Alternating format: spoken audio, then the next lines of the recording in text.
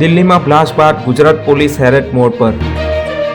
રાજકોટમાં પણ પોલીસે ઠેર ઠેર સુરક્ષા વધારી દીધી છે.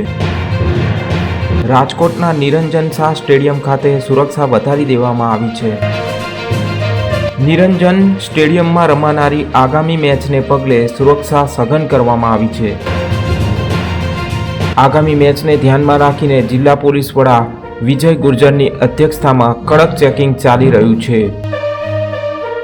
સ્ટેડિયમમાં બોમ્બ સ્ક્વોડ અને ડોગ સ્ક્વોડની ટીમ દ્વારા ચેકિંગ કરવામાં આવી રહ્યું છે. રાજકોટ ગ્રામ્ય પોલીસની ટીમે સ્ટેડિયમમાં તપાસનો ધમધમાટ શરૂ કર્યો છે.